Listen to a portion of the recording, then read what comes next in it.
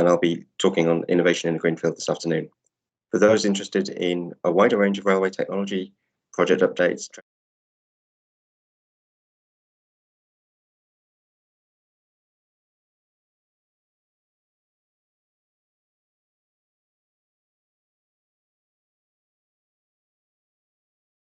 from the region and further beyond, and it's good to see over 1,000 people expressing interest and registering and taking part in the events. If you have questions, please drop them into the Facebook event itself, and we'll try and answer at the end. Thank you. For innovation in a greenfield, there are obviously a lot of challenges that other projects don't face, and there are also opportunities. There are a range of different things that we have to take in mind, and obviously we have to balance the risk versus delivery schedules. So, a quick overview of the project itself for anybody who's not aware. The Rail Baltica project is a greenfield railway and the supporting infrastructure and economic corridor around that railway. So the line will link Tallinn in Estonia through to, for example, Riga in Latvia, Kaunas, Vilnius in Lithuania, and will link using the standard rail gauge, 1435 millimeters, into the rest of the European rail network. So that's 870 kilometers of greenfield rail infrastructure, standard gauge double track. We'll be using the ERTMS traffic management and train control systems, possibly the FRMCS, the Future Railway Mobile Communications System. That is obviously something that needs to be confirmed. The line's going to be electrified. It'll support a maximum train length of 1050 meters for freight trains with a 25-ton axle load. Both of those parameters are higher than is typically available in an existing railway. We can take advantage of the greenfield to build a higher specification infrastructure to try and be more future-proof, more forward-looking. The design speed is from maximum 249 kilometers an hour for passenger services and 120 for freight. The operating speeds obviously will be slightly lower. For example, there may be regional services for passengers running at up to 160 kilometers an hour. The other thing that we're doing, which we can do because of the greenfield environment, is looking at a slightly larger loading gauge than available in other places. So this is the Swedish C loading gauge, which has a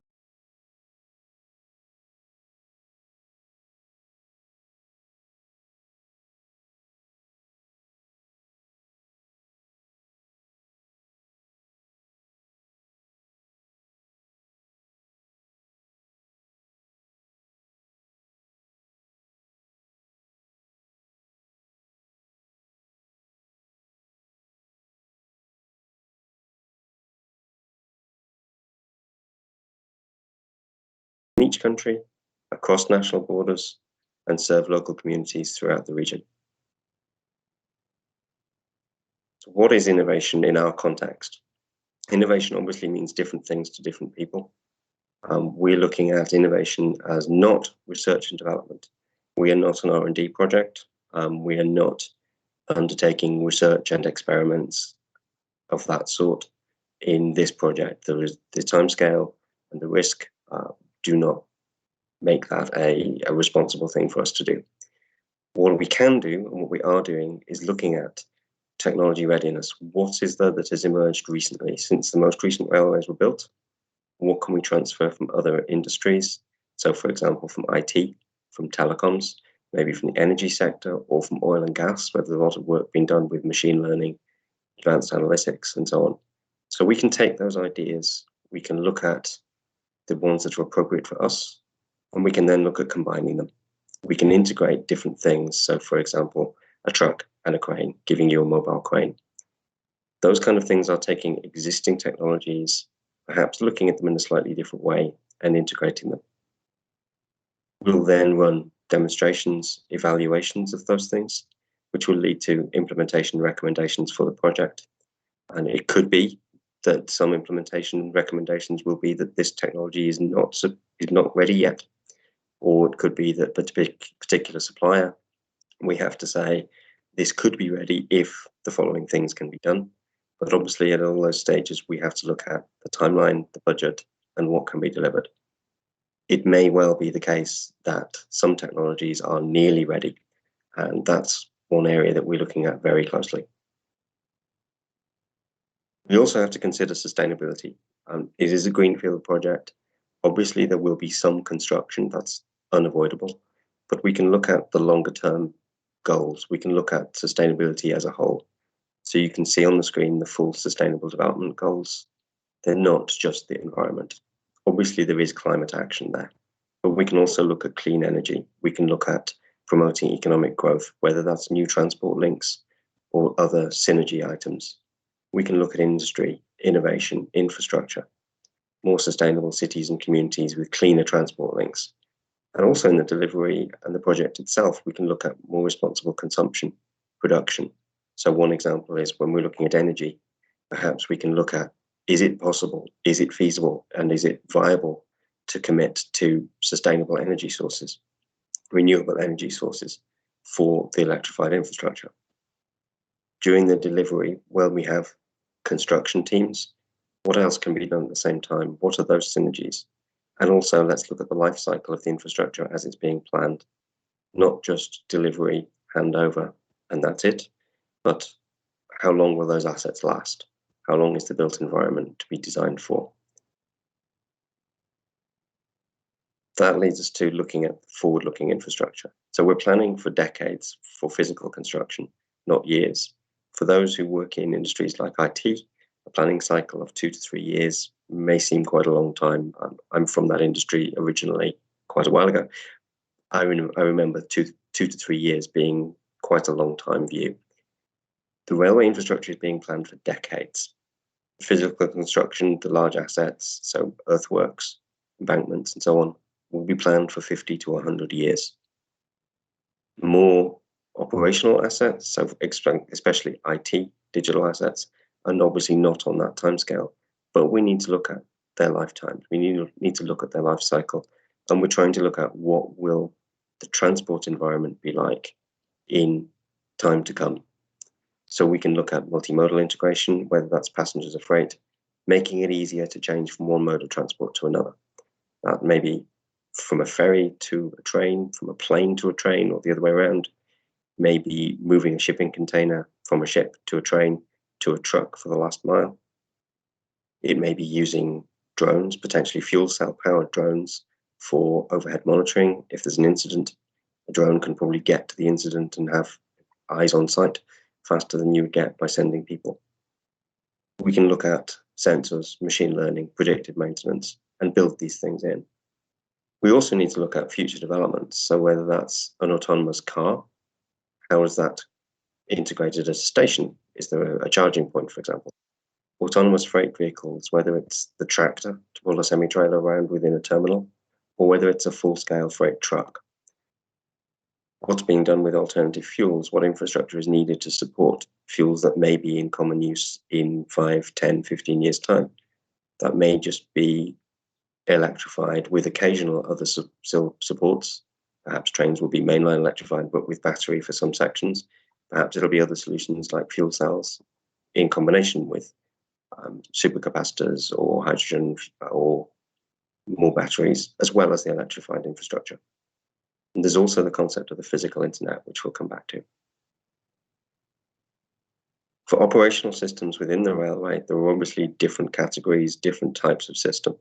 So the signaling control interfaces between the infrastructure managers and the railway operators, so between the people who manage the physical assets, the physical tracks, the signaling system and so on, and the companies that actually run the services.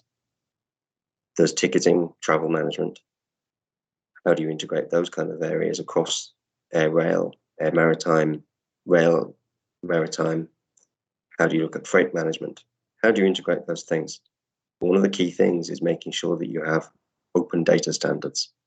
That doesn't mean all data is published. It means that the specifications, the sharing of that data is a common infrastructure. Using open standards, using open systems, we can enhance the value of what's delivered and enable a lot of advanced services that we're talking about today. For maintenance, we have to look at the whole asset life cycle. So that's condition monitoring, both for the tracks, the systems at the wayside, and potentially for helping the vehicle owners themselves, the people who operate the trains. We can look at predictive maintenance, gathering sensor data and using analytic models using machine learning to predict if there is an issue likely to come up in a given section of track. Prescriptive analytics, we can look at the patterns of behavior of a particular asset or particular section of infrastructure, potentially identify some issues, and work out a problem solution path that will help us avoid any disruption in service. And overall, the goal is to look at it as a reliability engineering scenario. How do we make the infrastructure as reliable as possible, and as well as that as safe as possible?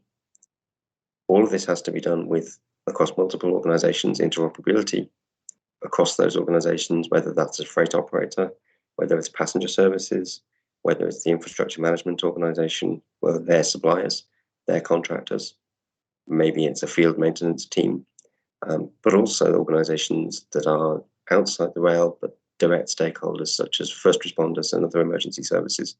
How do you get information across to those people as quickly as you can when it's necessary? Again, open standards, published specifications, and systems that are designed to be able to integrate from the start, rather than designing things in silos, designing things to be standalone. We aim to have everything as flexible and as able to integrate as possible. Touched on the idea of synergies during delivery. One of the key things that we believe we'll be able to do is look at, while the railway itself is being constructed, what else can be done? Obviously, we want to avoid as much disruption as possible. A certain amount is unavoidable, but during that, what else can be done at the same time? So perhaps alongside the railway, that will be opportunities for digital infrastructure, to use an example. Looking at optical fibre, whether that's to support the rollout of 5G, whether it's to support community projects or high-speed links to socioeconomic centres, local municipalities, schools, medical facilities, or local industrial facilities or office parks. Looking at that as a coordinated cross-border infrastructure to be delivered at the same time as the railway, and where we possibly can, to look at that as an exercise. So dig once is a concept that came from some cities where utilities seeking to dig up a street are told to coordinate with the other utilities to make sure that the users of that street, and particularly any business or resident on the street, is disturbed just once. So we will try to synchronize that wherever we possibly can. A lot of these areas depend on digitalisation.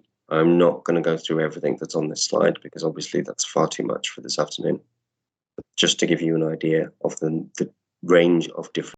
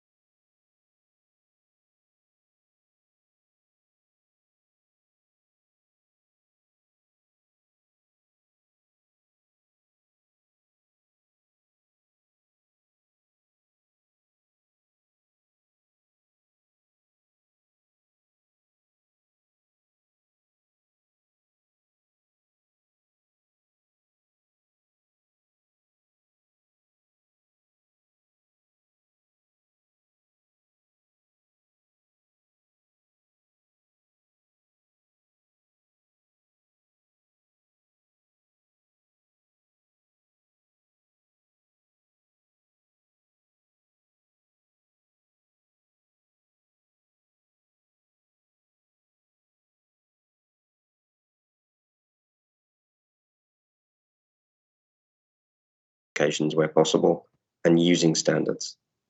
We also need the scope to evolve. These solutions will be put in.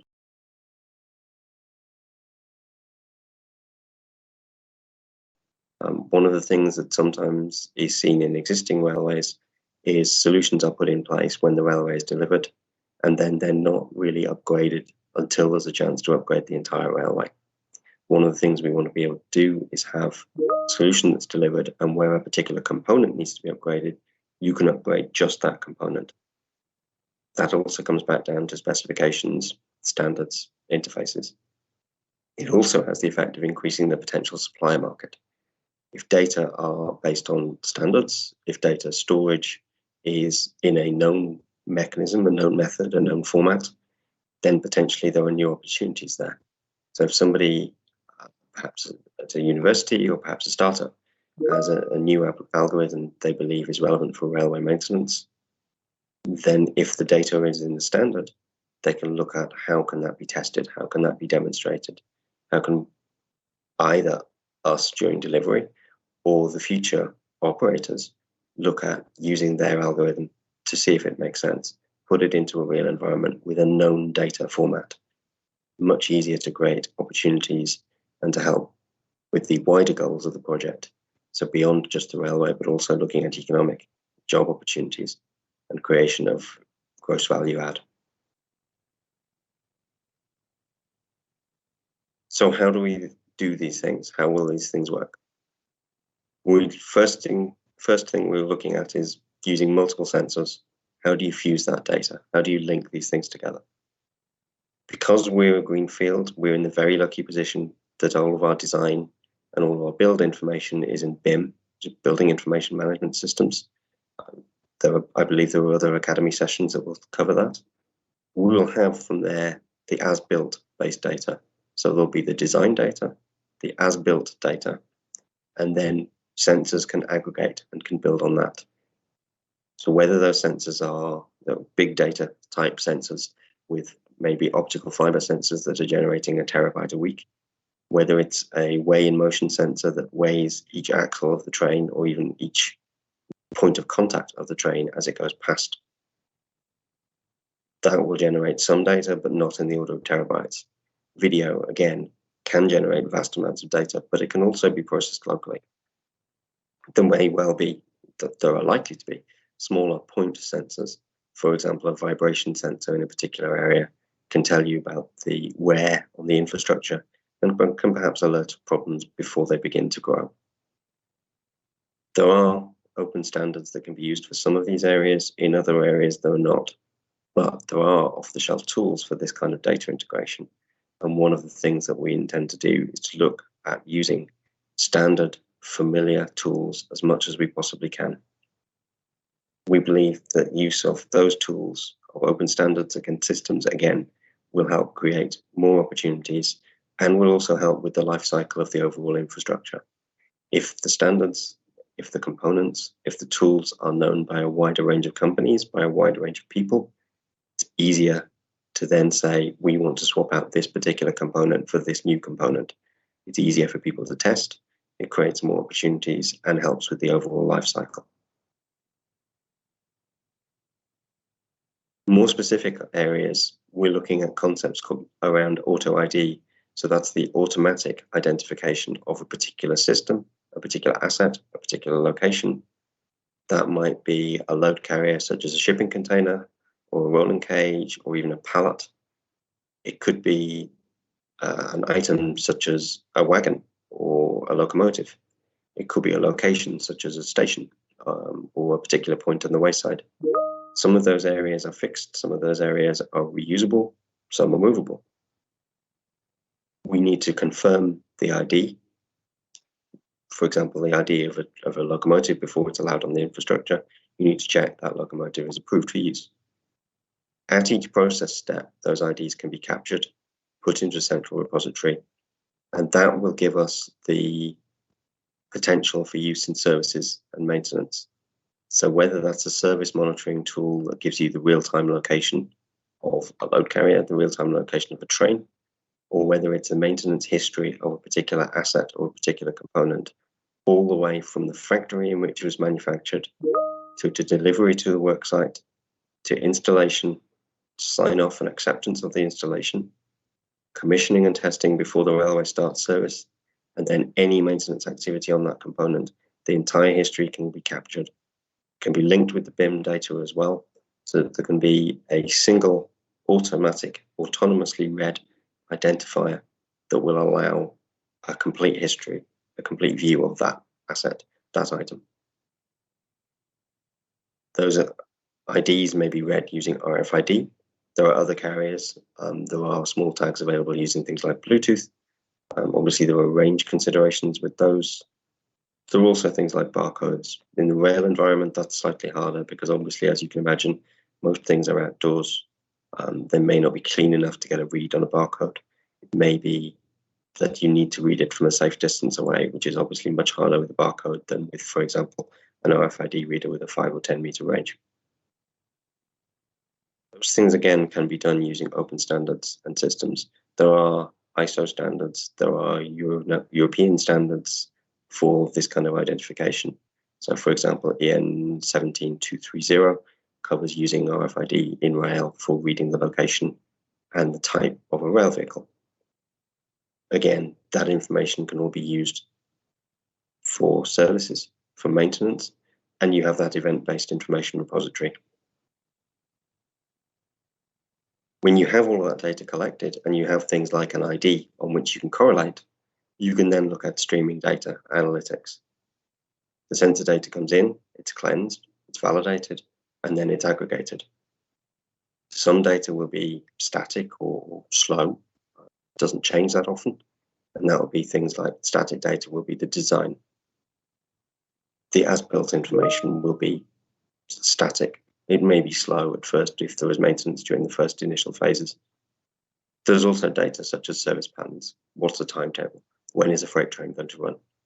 Matching that with the sensor data.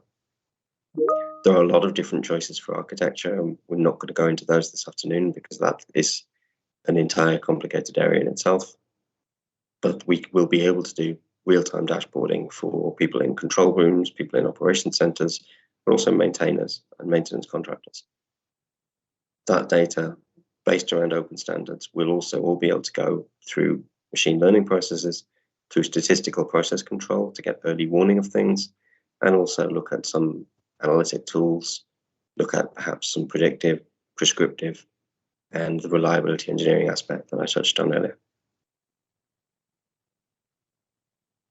So with all of those tools, what else can be done? What can be done that's new or different or improved?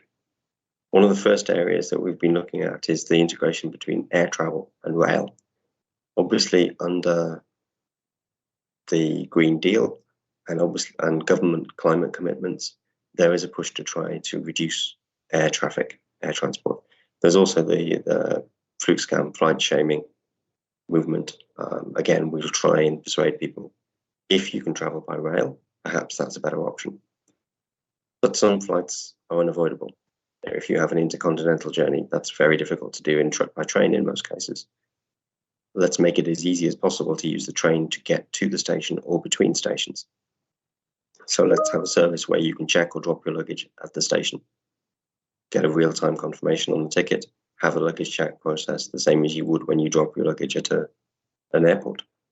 That needs to be tracked. It needs to be traced all the way through. There has been a recent IATA resolution which basically says passengers should be able to see who has had control or custody of their bag. Typically, that's the airline. But when you have integration between the railways and the airports, perhaps that was something that needs to be looked at. To do that, you need to have equipment. You need to be collecting data. That is tagging, tracking of the luggage, the same as you would do with a self-service machine at an airport at the moment. So a common use self-service terminal at a railway station. Obviously, if the luggage is being loaded on a train and is potentially going to different airports, then there needs to be some amount of destination sorting. There needs to be real-time information sharing with the airports to tell them these passengers are coming. Service information, flight information, and so on can be presented at the railway station. Also disruption to services, so that if, for example, an airline is expecting passengers to be coming from a train, the airline can be told in advance if there are any issues with that rail service. There are also reprotection agreements which work the other way around. So if an airline is having issues, perhaps their passengers can use the train instead. We have 4 airports in the region. We will have stations close to all of them. some very close.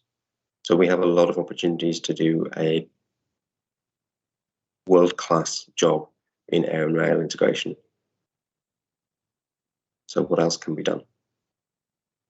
You can extend that. Exactly those same capacities can be used for ferry passengers, for cruise passengers. Potentially there are collection and drop services at third-party locations. In some parts of the world, there are services which will collect your bag from a hotel. There are security considerations on those things that we'll need to consider. They'll need to be looked at separately. But the infrastructure support for those services can be put in place as part of the project delivery. For freight, there's a concept called piggyback or rolling road, where you encourage people to use the rail for the long haul service, trucks for the first and last miles. Truck will drive to the rail hub. The truck itself, driver, and any paperwork will be confirmed. Or maybe the paperwork is paper, hopefully it's electronic. Those things can then be inspected. The train pulls out. There's the rail long haul journey. The trucks then unload and go on to their final destination. For those sort of services, we need to think about accompanied or unaccompanied. So whether it is a truck with a driver or whether it's just a semi-trailer.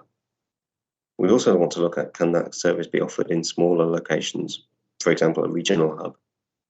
Typically, the big terminals require a lot of construction, a lot of effort, a lot of investment.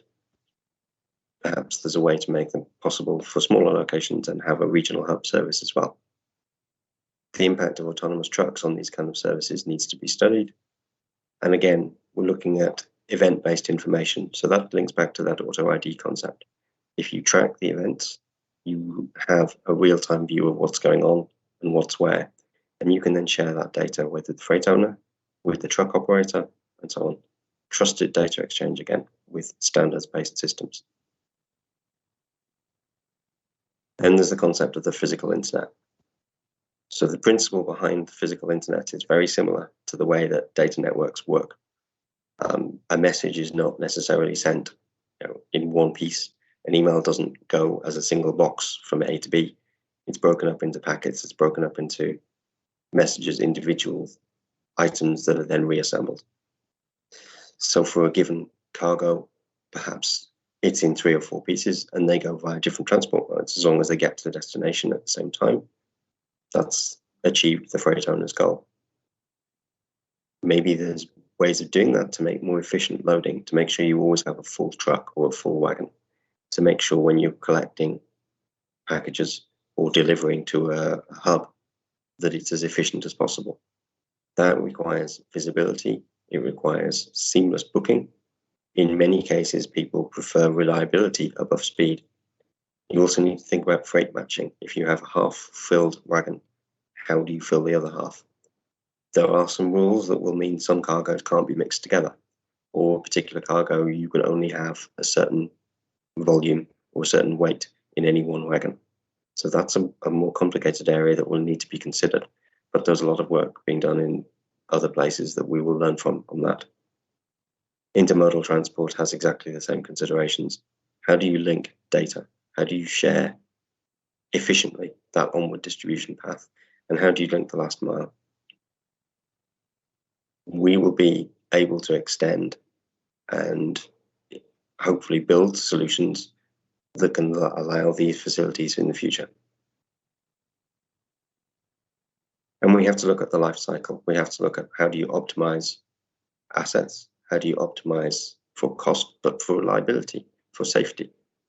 And what are the maintenance processes? Whether that's a digital twin, giving you real-time status of the entire line or a particular section of it. Whether it's incident management, I mentioned earlier on the possibility of using UAVs as incident response, telling a first responder, here is the video, this is what's going on at that scene. If we have the event-based tracking and we have the other sensors that we've talked about, then perhaps the first responders can also be told what to expect when they get there. If it's a freight train, here is the cargo. There is an issue with the third wagon, but in the 5th or 6th wagon, there is the following cargo that you need to be aware of. Issues can be detected early based on sensor data, and that might be an operational issue. So if, for example, a weigh in motion sensor detects that a wagon is not loaded evenly, from front to back or from side to side, you can warn in advance that you have potential risk. You can also look at the longer term early detection of issues. If you see a pattern of sensor reading from a particular section of track, maybe somebody needs to go and investigate. With more data, machine learning can look at what does that pattern mean, send people to investigate with a lot more information than would otherwise be the case. You can look at the impact of a specific train. So let's say, for example, there was a train with some small amount of damage to one of its wheels. Maybe you can identify that that wheel is likely to be causing some impact on the infrastructure. It's over time, it'll take a long time to happen, but if you've detected it, you can then put in place a mechanism to get the wheel fixed and also to check the infrastructure. And you can do what-if tools. You can say the infrastructure is currently in this condition. What if the maintenance cycle was changed? Or what if the number of trains running were to be increased? What if the length or the weight of trains goes up? What can be done within the design limits to offer more services, newer services, new types of service? So, for example, perhaps a lighter but faster freight train, perhaps a lighter and faster commuter service. All of those things can build into optimization of the infrastructure, of the maintenance processes, and can also, with standardized data, we can feed analytics processes, machine learning methods, looking at predictive maintenance, reliability, engineering, and the lifecycle optimization, all as part of the same puzzle. So in summary, we can look to learn from elsewhere, we look to enhance, to integrate, we'll optimize the overall infrastructure in ways that will increase reliability, will increase performance, will increase safety. We'll be able to support new services, and also we hope we'll be able to create opportunities. Thank you.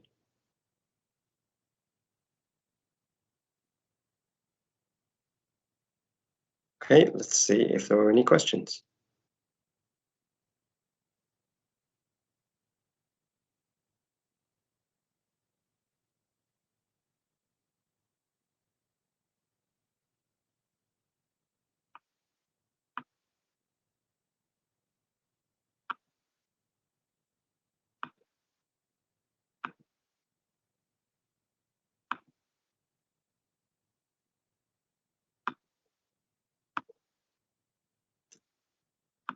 Do we have any questions, please?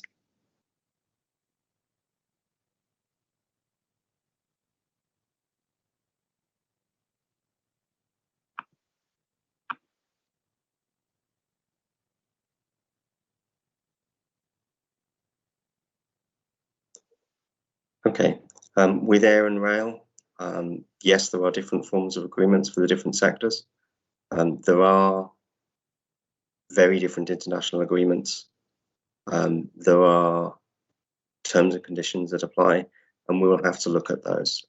We know that there are different formats of agreements in different places around the world as well. So it won't be a one-size-fits-all, but the countries we're working on are all within the European Union, within the Schengen agreements. So it will be possible, we hope, to liaise with the relevant authorities on that basis. We need to look at this. This will need legal specialists.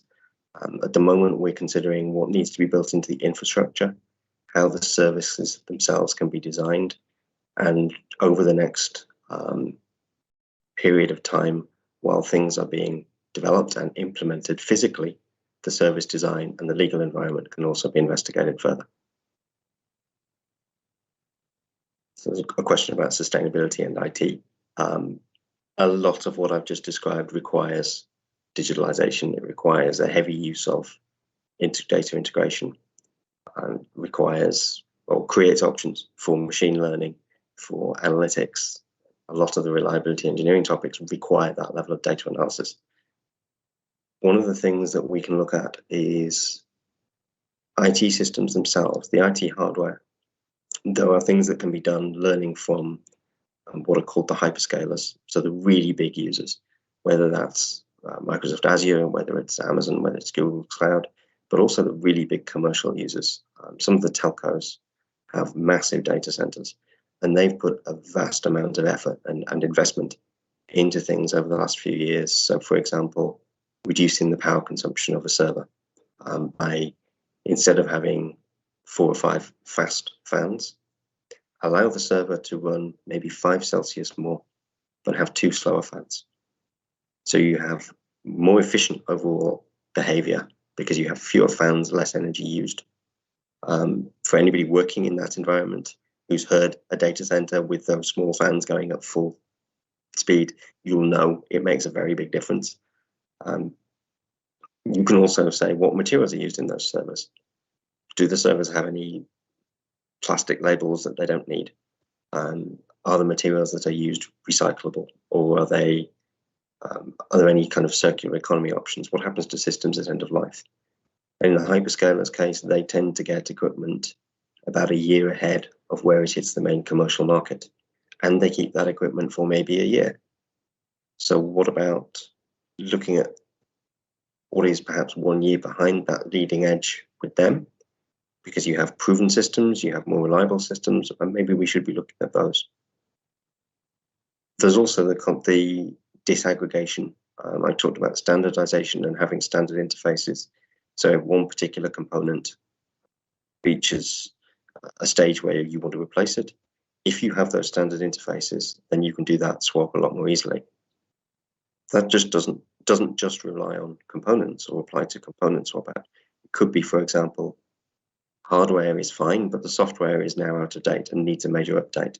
So you disaggregate who you buy the software from who you buy the hardware from, or at least you make sure that you can separate the two in the future if you wish. Have that flexibility, have a standards-based infrastructure so that you can mix and match the different suppliers, not be tied into long-term contracts with one particular organization. I think one of the things that we have to be very conscious of is we don't know what the environment will be in 2030 to 2035 for these systems. So we have to plan to allow people in future to say a new item of hardware has come on. The latest CPU might be something completely different. Maybe the hardware can be changed out, but keep the software. Maybe the software model changes and some things can be in the cloud, but some things have to be on premises. Some things can be either, but it depends on the security model that applies for that particular data. While we're working out what those things are, we're taking the position that all data could be in any of those locations. So systems should be designed to cope with moving data around. One of the nice things about the greenfield is putting in fibre at the same time as the railway itself. We can put in a significant amount of fibre. So that is fibre for the railway itself, fibre for third parties, and have future capacity left. So if we are moving terabytes of data in a big data environment, there will be optical fibre capacity in place. We will be able to do those kind of things. One of the other examples would be if a particular component becomes hard to get hold of anymore, perhaps something reaches end of life. If you have systems that are designed to be separated, designed to be disaggregated, then you can do end of life swap out without necessarily having to disrupt the overall operation. Swap a particular server out for a new one or a different networking component. We can also then plan around making sure we keep the ability to do that. Make sure that systems are selected in the first place to be as reliable, but as efficient and as sustainable as we possibly can. An extra few degrees Celsius in a data center is one thing. An extra year's life on hardware is a big difference. An extra 2 or 3 years life on hardware is a very big difference. When we're looking at things like the design of the data communications to support operations, the distances we have between locations are perhaps smaller than they are for many other transport modes or for many other telecoms networks.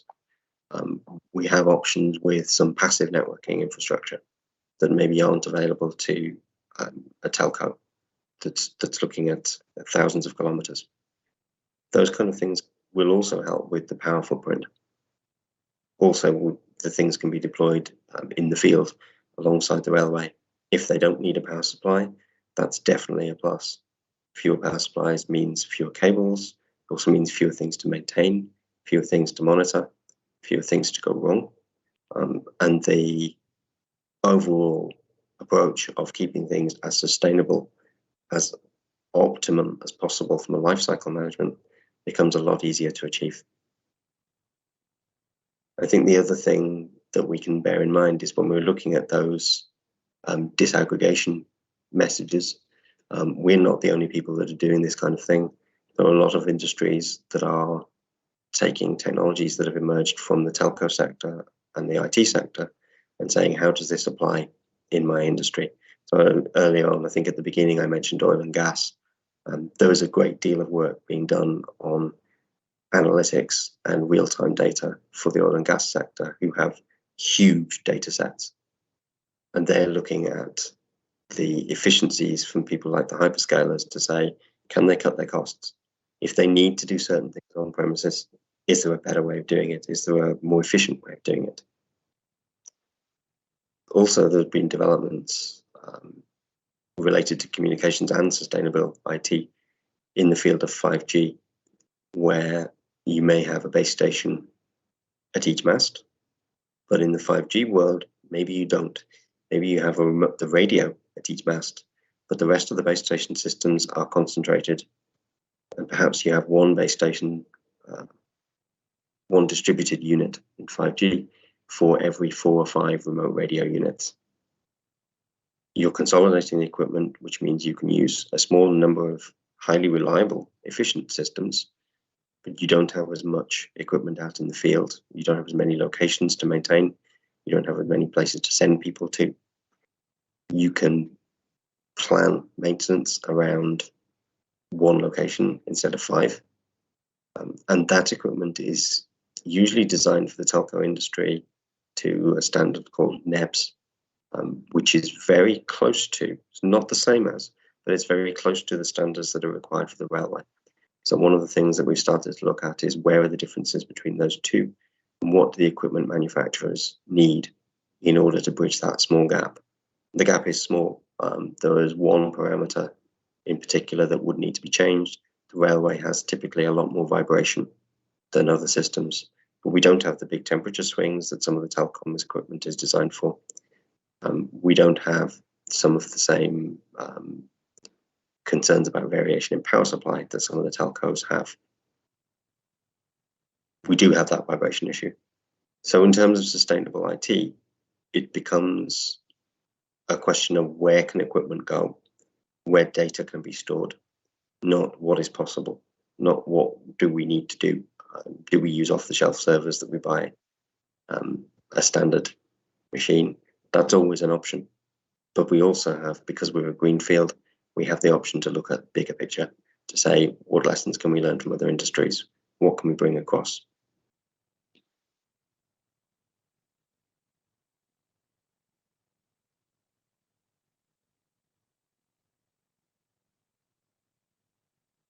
Okay, fibre optic sensing.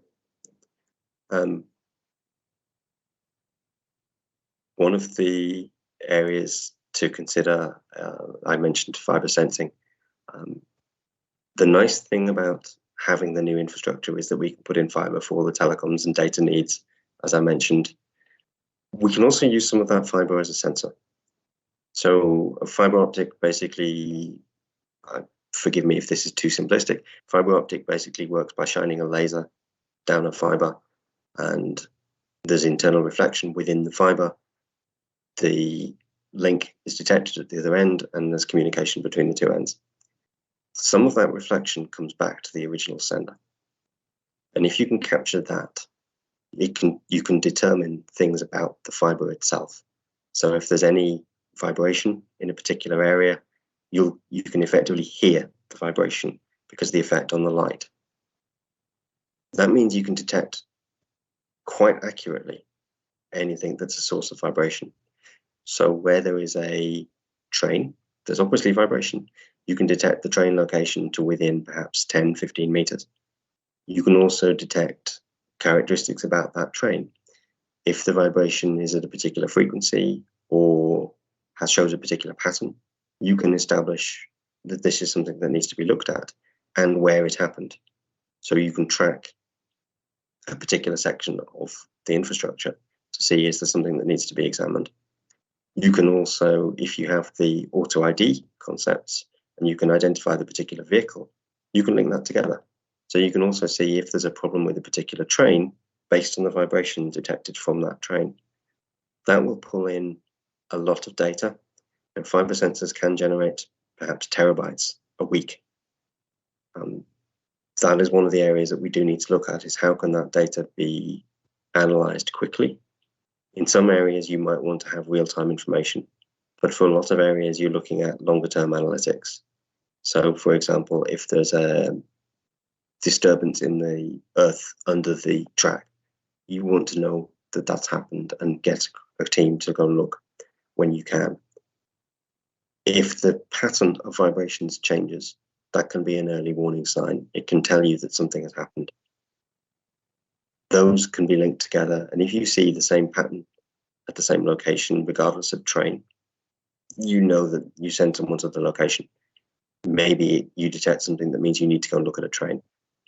Either way, you're delivering a sensor that can scan maybe 40, 50 kilometers of infrastructure without needing a separate power supply. So again, we come back to minimizing the amount of equipment that goes into the field, minimizing the amount of power that's needed, the minimum number of locations where maintenance may be needed. You have one sensor covering 50 kilometers, or do you have one sensor covering 300 meters? It's not that difficult a decision to see which one will be easier to maintain. The other nice thing with the fiber sensors is they don't need local power supplies, only at that 40 or 50 kilometer point. So you don't have a local power cable, you don't have batteries to go out and fix. I touched on sort of small point sensors detecting things like vibration. One of the key things for us will be what sensors are out there that can use energy harvesting. So can grab, whether it's solar, whether it's other forms of obvious renewable sources that are local, but also potentially the vibration from the rail. There are a few companies that are looking at small point sensors that can tell you a train has just been passed and the following things were observed about it. And then the sensor goes to sleep until the next train comes past. Working with those is obviously slightly different from working with a permanently on sensor.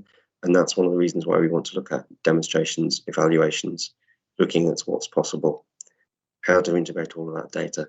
How would you integrate the data from that kind of sensor with this fiber sensors, perhaps with the auto ID, so that you know what vehicle it was that was being detected all at the same time. Again, that feeds into a digital twin, a real-time what's going on the railway at all times in every section of the track. If there's an incident, send a UAV, send a drone to have a look. If there is any kind of concern about a particular train, the train owner and the train operator can be told and either requested, please fix your train before it comes on this network again, or just advised, this train looks as though it might be developing a problem, you should please investigate. And then share the data, share that early warning data with the train owner to say, this is what we're seeing, this is the pattern, this is why we believe you should look at this. All of those things all put together can increase the overall reliability of services for people. Obviously, the most efficient infrastructure in the world is only useful if people are running services on it. So we need to look at not just infrastructure, but also how can the infrastructure help the service operators?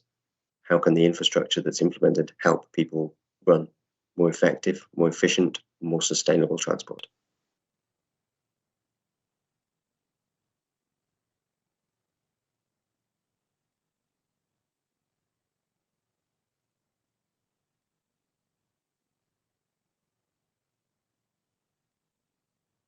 Okay, let's have a look. So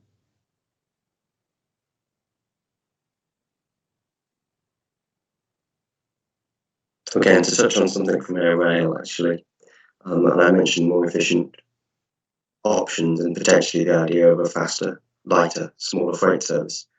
One of the things that's enabled by the same technology, the same infrastructure, that can be used for air and rail integration, or maritime for passenger and rail integration, is also smaller, faster trains, perhaps modified passenger trains that can carry parcels, that can carry packages, e-commerce distribution. There's a good example of the Mercitalia fast service in Italy, where the train carries rolling cages. The kind of roll cage you'd see in a supermarket is used to carry packages, e-commerce deliveries, some pharmaceuticals. I believe they're doing some fresh fruit and vegetables as well in some chilled rolling cages. Those kind of things are, at the moment, that service is using quite a lot of paper. Those kind of things can be enabled by exactly the same technologies that we're looking at for the passenger service integration, for air rail, for maritime rail. You're tracking, instead of tracking a suitcase, you're tracking a parcel. Instead of tracking a roll cage with luggage in, you're tracking one that's got goods for onward distribution. Destination sorting is important for passengers, but it's also important for that kind of distribution. So you could have, for example, an aircraft lands at Tallinn Airport, and there's some belly freight that needs to be distributed to different places. So you have some parcels that are local, some that are going to Riga, some may be going to Panevėžys, to Vilnius, and you have that destination sorting, and you can do that. You can run ordinary parcels, ordinary rail services. If there is capacity on the train, you can have that parcel distribution.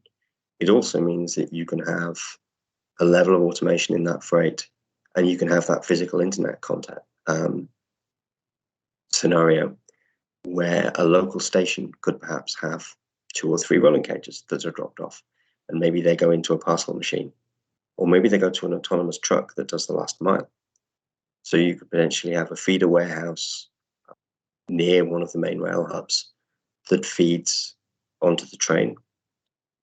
A faster express train then does distribution to regional stations, and an autonomous truck is at that station ready to collect the goods onward distribution to somewhere maybe 20, 30 kilometers away from the mainline track.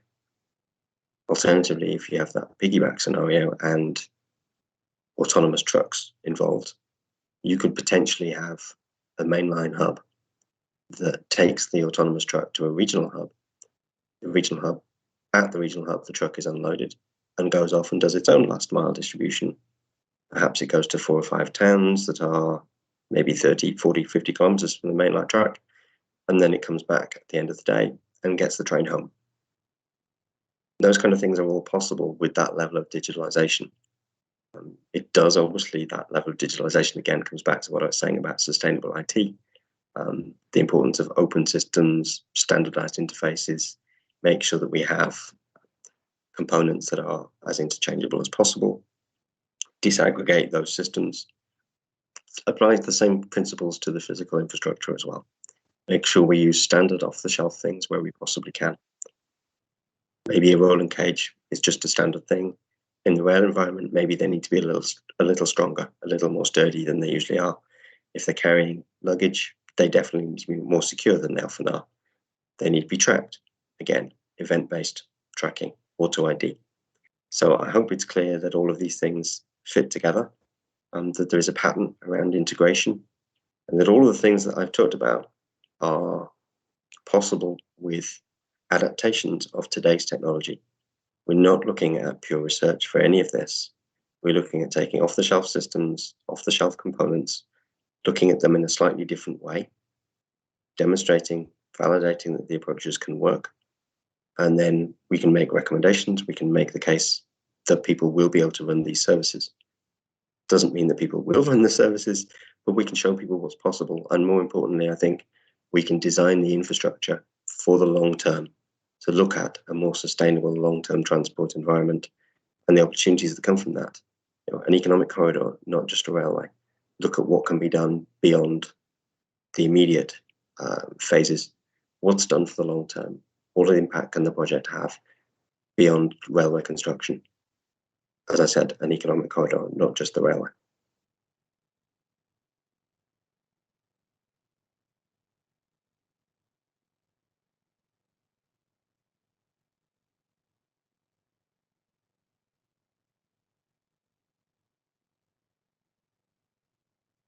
I think our time might be up. Okay, I'd like to say thank you very much to everybody. As I mentioned at the beginning, there are 2 sessions next week. There's another session tomorrow, and there will also be sessions later in the year, I think in 2 more groups. Thank you very much for everybody for listening this afternoon. I hope it's been interesting. If you have any more questions, please get in touch. The contact details are on the website. And if there is anything that you feel we should also include, please do tell us. We're more than happy to look at suggestions, ideas, innovations that you might have suggestions for. The underlying principles that we're working with are we will take existing proven technologies where possible, and maybe we integrate them in a different way. Standardized data interfaces, open specifications where possible, try and make sure we think of things as disaggregated to plan for the future. And I think planning for the future, forward-looking infrastructure, and that economic corridor message are probably the perfect place to end. Thank you very much.